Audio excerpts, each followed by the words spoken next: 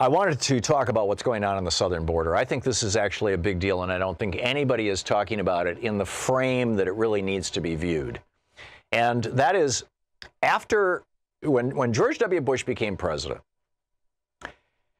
2 years earlier, his brother Jeb and his vice president Dick Cheney and a bunch of other people had signed this Project for a New American Century letter that was on the internet for years and years. You can still find copies of it. To Bill Clinton in 1998, saying that you have to invade Iraq now. George W. Bush becomes president.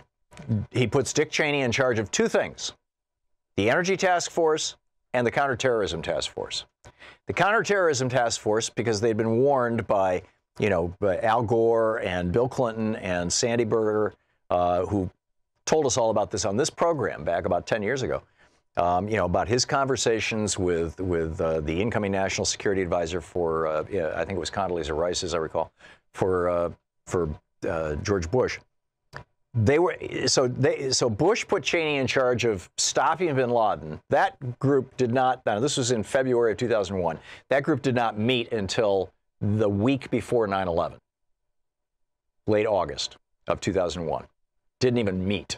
They didn't care about bin Laden. And he put Cheney in charge of the Energy Task Force. And the task force started meeting immediately. And what were they doing in March and April and May of 2001? Dick Cheney and the Energy Task Force were carving up the oil in Iraq and figuring out which countries and which companies would be given the oil once the United States acquired that. So then 9/11 happens. 17 hijackers get lucky and hit a big building, right? I mean, that's the bottom line, right?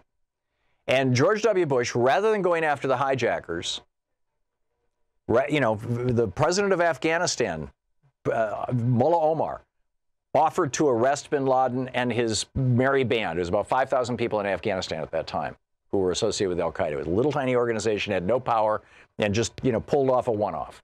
And if he had been arrested and put in prison, everything would have been cool. But George W. Bush was like, no, I don't want to do that. I want to have a war because as a wartime president, I have more power. Plus, the war will give me entree into Iraq. So George W. Bush used these 17 hijackers and turned them into this giant boogeyman.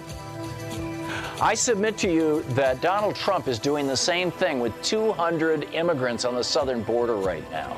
And we need to be very careful about where he's going to take this.